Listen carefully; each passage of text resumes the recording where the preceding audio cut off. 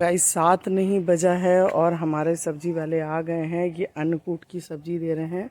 इसमें ये देंगे 101 तरह की अन्नकूट की सब्जी।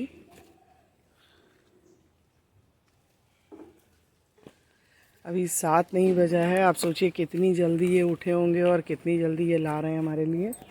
सूरज भी अभी नहीं निकले, हल्की लालिमा है क्योंकि सर्दियां हल्की हल्की शुरू हो गई हैं। आह आह आह आह आह। मैंने रोटी खिलाई गोवर्धन वाले दिन गौवंश को और मैं बड़े प्यार से बुला रही हूँ। वो आ नहीं रहा था, मैंने आगे की तरफ डाल दिए, फिर उसने खा लिए। दीपावली के 5 दिवसीय त्यौहार में चौथा दिन पड़ता है गोवर्धन पर्वत के नाम पे गोवर्धन पूजा का। तो आज के दिन प्रभु ने अपनी छुंगनी पे, छोटी उंगली पे गोवर्धन पर्वत को उठाया था और 7 दिन बारिश में ले करके ऐसे ही खड़े रहते। तो जब उन्होंने रखा था तो उसके बाद इसी तरह से माँ ने उनके लिए भोग बनाया था, प्रसाद चढ़ाया था, भोग वो खिलाया था। 56 भोग पड़े थे। तो गोवर्धन पर्वत के नीचे उस समय जैसे ग्वाल बाल रहे थे उसी को सिंबॉलिक मान करके ये ग्वाल बाल खा रहे हैं। और यहाँ भगवान कृष्ण के साथ लोग बैठे बतिया रहे हैं और उनके जानवर भी हैं और इस तरह से चौकीदार है, चोर है और घर गाय हैं तो उनके कंडे भी पथ रहे हैं गोबर से।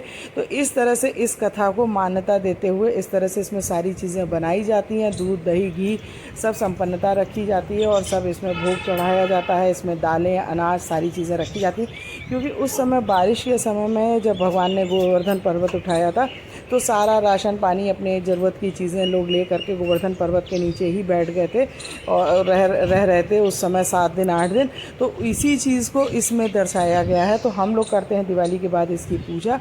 मैंने कर ली अपनी तैयारी, इस तरह से पूरा गोवर्धन अपना बना लिया, शुरू में पूजा कर दी है। ये है हमारी अन्नकूट की सब्ज़ी और इसको हम रेडी कर रहे हैं। बॉईल करके हमने हींग जीरे से डाल दिया है छौंकने के लिए। ये भी साल में एक बार बनती है और ये भी विशेष होती है। इसमें मैंने अलग से इसमें पनीर और मटर ऐड किया ताकि बच्चे खा लें और इसमें मीन मेख ना निकालें। तो ये भी हमारे यहाँ की एक पारंपरिक डिश है। और मैंने इसमें डाला है थोड़ी सी चीनी, अमचूर पाउडर और सौंठ पाउडर, खटाई जिसको बोलते हैं। और इस तरह से कई चीज़ें मैंने काली मिर्च डाल दी है ताकि इसका फ्लेवर कुछ अलग हट के आ जाए, पाव भाजी टाइप का, और बच्चे खा लें। और इसमें मैंने थोड़ी सी सौंठ, जैसा कि मैंने बताया, वो डाला है। तो मैंने इसमें सारी चीज़ें डाली हैं ताकि इसमें ठंडक का भी असर बहुत ना रहे। और इधर मेरी हो रही है तैयारी भोग के लिए कढ़ी की, क्योंकि मैंने और चीज़ों से खील बताशे से पूछ दिया है और उसमें सारी चीज़ें फिल कर दी हैं गोवर्धन में। ये बन रहा है हमारा खाना भोग के लिए, जिसमें है अन्नकूट की सब्ज़ी, जिसमें 101 तरह की सब्ज़ी होती है और हमारी कढ़ी, चावल, रोटी ये है खाने में। और मैंने सलाद में रखा है मूली। तो इस तरह से हम कर रहे हैं तैयारी भोग की, खाने को पूरी पारंपरिक तरीके से बनाते हुए। और इसमें लास्ट टच दे रहे हैं कसूरी मेथी का, जो कि इसके स्वाद को बढ़ा देगा। और इसमें कसूरी मेथी से कोई भी सब्ज़ी हो मेरी तो अच्छी हो जाती है और मैं इसमें डालती भी हूँ। आप लोग भी डालते होंगे, अन्नकूट की सब्ज़ी में पड़ती है ये। और ये हमारी हो गई कढ़ी रेडी। तो अन्नकूट के खाने में कढ़ी और अन्नकूट की सब्ज़ी विशेष है जो कि बनती है। और जगह बहुत सी चीज़ें बनती है, मैं इतनी ही चीज़ें बना पाती हूँ। फिर निकाला मैंने अपनी गाय के लिए पहला खाना और जिसको भोग के लिए। उसके बाद हम निकालेंगे अन्नकूट के लिए, गोवर्धन के लिए, गोवर्धन महाराज के लिए। तो ये हमारी थाली लग गई गोवर्धन महाराज के लिए। तो हम इनको यहाँ भोग लगा रहे हैं। बाकी चीज़ें जैसे मैंने पहले बताया कि मैं यहाँ पे पूजन कर गई हूँ। ये सिर्फ भोग की थाली है जो कि दोपहर में लगती है, खाने में दोपहर का खाना जो बनता है। तो मैंने ये कर लिया है रेडी, कढ़ी, चावल, रोटी, सब्जी और मिठाई। इनसे मैं कर रही हूँ यहाँ पे पूजन।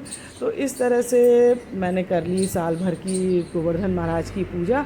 और जो दिवाली की 5 दिवसीय पूजा होती है उसमें ये भी पूजा इस तरह से होती है, इससे आपके धन धान्य भरे रहें और आपके यहाँ संपन्नता बनी रहे। तो ये भी एक पूजा का विशेष अंग है। और फिर मैंने लगाई इनकी खाने की थाली, क्योंकि काफ़ी लेट हो रहा था, ये मुझे घूर रहे थे बहुत ज़्यादा।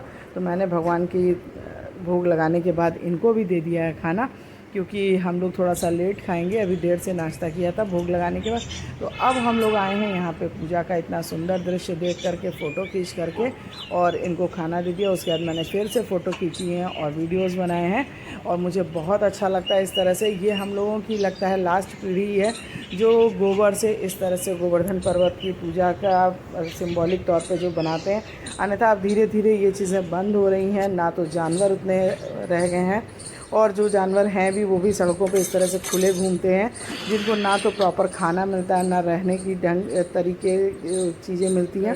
तो इस तरह से उनका मैं देखती हूँ कि गोबर भी बहुत अच्छा नहीं होता जिसको हाथ लगाया जाए।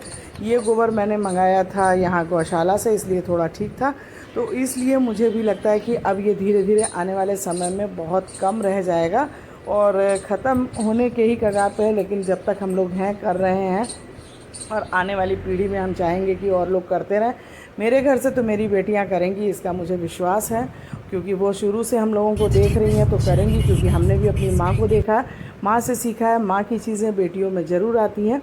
सो गाइज़, हम निकले हैं बाहर थोड़े से काम के लिए, थोड़ा सा शहर का भी जायज़ा ले लिया जाए। थोड़ा काम था तो निकले। तो काफ़ी सन्नाटा है, परेवा मनाई जा रही है, मार्केट भी काफ़ी बंद है। फिर आ गए थे हमारे यहाँ के पेड़े, जिसको हम खा रहे थे दही पेड़े के साथ में।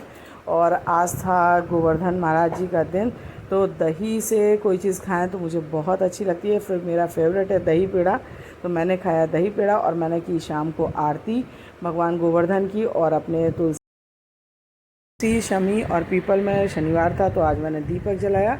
तो आपको गाइस कैसा लगा वीडियो, कमेंट्स में ज़रूर बताइएगा। गोवर्धन महाराज की जय हो, और गोवर्धन पूजा की बहुत बहुत शुभकामनाएं आप सभी को।